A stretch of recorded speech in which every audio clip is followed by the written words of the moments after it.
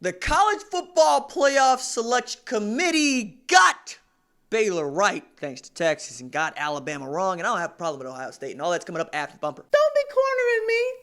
Hold up. Time. You gotta help me with that corner What's up, kin folks? It's RJ Young. I'm not on a step mill. Consider hitting the like and subscribe button because I upload a video every single day. So it's college football related, sports related. We have a good time. And today, I want to give you some analysis, #analysis, about the College Football Playoff Selection Committee's rankings for Week 14. I also want to encourage you to sign up for my newsletter. It's in a link in the description below. And if you sign up between now and December 7th, you have an opportunity to win the Herd Slam. I didn't fumble it that time. Now, I also really love that Ohio State is number one because I think that Ohio State is the best team in college football. They're the best defensive team with the best offense. They have done nothing but skull drag people. We look at the Penn State game and say, yeah, Penn State closed at 21-17, but that's thanks to two turnovers, scrumptious, delicious treats that they were, that Penn State turned into points. They're a good enough football team to do that. And if Justin Fields does not fumble the ball heading into the end zone in the first half, it's 21-0 and not 14-0. So it could have been 28-17 in that third quarter. But be that as it may, Ohio State is 11-1, looking to dispatch Michigan later this week. But when we look at Ohio State, I look at this.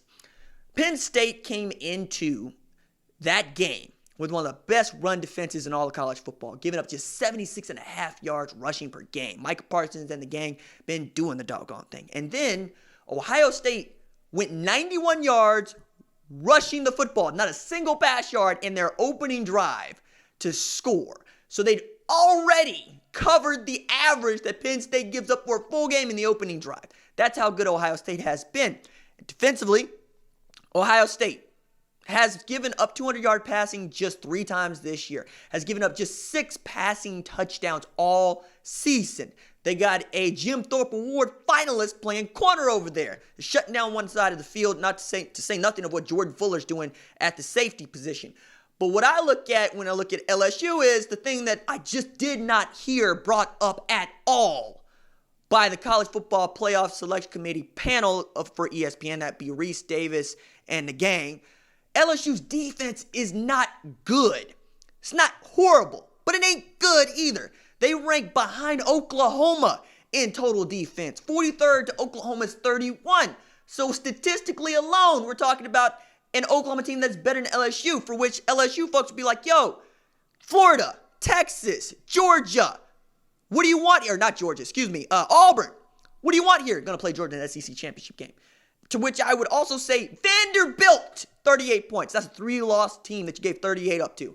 And then 37 to Ole Miss, which is a bad football team. 212 yards rushing to one man, the quarterback, John Reese Plumlee. Going to be a load later on. But 612 yards? 612 yards to Ole Miss? You can't do that and be the number 1 team in the country. I got a hard time with you doing that and being the number 2 team in the country, even if you're undefeated, because Clemson at 3, don't nobody want no problems with Clemson. You don't want to play Clemson. You want to talk about how bad their resume is. You want to talk about they ain't played nobody. You want to talk about a 1-loss or 1-point win to North Carolina, but you don't want to see them. Don't nobody want to see them. That's Voltron, Defender of the Universe. Paladins running over there, man. The Black Lion is Dabo Swinney. You don't want no problems with the Clemson Tigers. Don't nobody. So stop playing like you do. You know, this is back when people were saying we want Bama, and we're like, put that sign away before you get hurt. That's how I feel about Clemson, especially at 3. That's the number 2 team in the country for me, all right? Has an argument for number 1, honestly, but certainly better than 3. And then 4, Georgia, cool, fine. You beat LSU, you get in. I'm fine with that, but beat LSU. At 5, I got a problem with Alabama. I heard Reese say it's a placeholder because they don't have a quality win against a ranked opponent. Their best win is a loss to LSU, and since when did we start counting losses as wins? Oh, college football. Sometimes you drive me insane. But if it's a placeholder, then why not just move Oklahoma to that 5 spot? They got a better opportunity to end up there anyway. But you got Utah at 6, who also has just the 1 ranked win. Actually, do they even have a ranked win according to this committee? I don't think they do. Because the ranked loss they have is to a USC team with 4 of its own, who beat Utah with the 3rd-string quarterback. They say Zach Moss wasn't in that game. Yeah, Yeah, he wasn't. And USC, dog.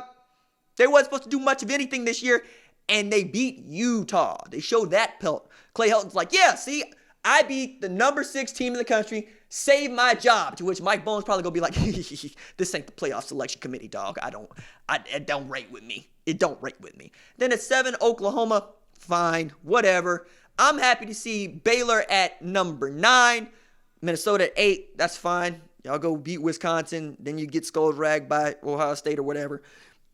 But the other take from this is that people still care about Texas. Texas has 5 losses, had 4 when Baylor played them. But Baylor could not crack into the top 10. Even as they were undefeated, they couldn't crack into the top 10. Even as they outlasted Penn State, couldn't crack into the top 10. Beat up on Texas, though. Mediocre Texas, and all of a sudden, oh, that's a good football team. Man, it's all about brands in this stuff, man. This is why Appalachian State, Cincinnati way back there, Memphis way back there. Because you ain't got the tradition. I hate that about this sport. That's why I want a 16-team playoff. I want a democratic meritocracy. But it's college football, and we got elitists with money who's saying, no, you don't deserve to play at our table. Well, man, the rules are simple. Scoreboard. Like Leonard Huff. Scoreboard. Yeah, Gus Cantrell. I'm telling you, man. Sometimes I feel like the villain in Major League Back to the Minors, because I'm just going, does the scoreboard not matter? Because apparently it doesn't. It really doesn't to this committee. And hopefully these teams will go and muck up these rankings. Maybe Minnesota will just run the table and go with the 1 loss, beat Ohio State. Maybe Michigan will beat Ohio State, so we got to consider a 2-loss Ohio State. Maybe Georgia can beat LSU. Maybe Alabama beats Auburn. Maybe Baylor beats Oklahoma. Whatever. Maybe Clemson loses to South Carolina. And then we get mass hysteria, because that's the only way that we're actually going to really fundamentally muck up this system. I get that most of y'all think that we should only have 3 teams in this playoff anyway, but I tend to believe y'all are the ones that didn't have to pay for school, didn't put yourselves through school, don't work for a living, probably got a trust fund, got a tremendous amount of savings, probably didn't have to save for your first home, probably don't know what it means to have to claw and dig and build something with your own 2 hands off your own beats, didn't have your daddy or second generation money to hold you up. You did it all on your own. That's who I am. That's what I believe.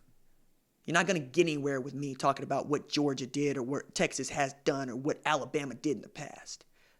This year is this year. And let that be true forever. Deuces.